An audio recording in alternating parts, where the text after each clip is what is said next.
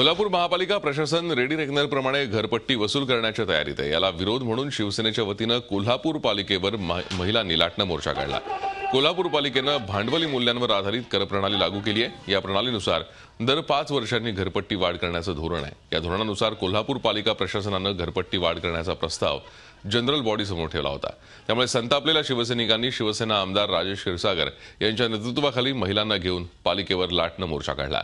यावेळी कोल्हापूर पालिकेविरोधात तीव्र घोषणाबाजी करण्यात आली। त्याचबरोबर महिलांनी प्रशासनाचा निषेध म्हणून पालिकेच्या गेटसमोरच चूल पेटवली। दरम्यान जनरल बॉडीमध्ये काँग्रेस आणि राष्ट्रवादीच्या नगरसेवकांनीही घरपट्टी वाढीच्या प्रस्तावाला तीव्र विरोध करत हा प्रस्ताव फेटाळून लावला। घरफाळा हा रद्द झालाच पाहिजे आणि आम्ही हा घरफाळा रद्द केल्याशिवाय गप्प बसणार नाही। आणि लाटणं हे प्रतीक आहे, महिलांच्या हातात हे नेहमीच लाटणं असते। लाटण्यानं महिला हा महानगरपालिकेला धाक दाखवणार आहे आणि आम्ही घरफाळा हा रद्द करणारच आहे। त्याशिवाय इथून आम्ही जाणार पण नाही। दरवाढ करून कोल्हापूरच्या जनतेवर या महानगर प्रशासन अधिकाऱ्याने अन्याय केलेला आहे आणि हे जर 40% दरवाढ कमी केला नाही तर आम्ही ह्याच्यापेक्षाही तीव्र आंदोलन करू। झी 24 तास रहा एक पाऊल पुढे।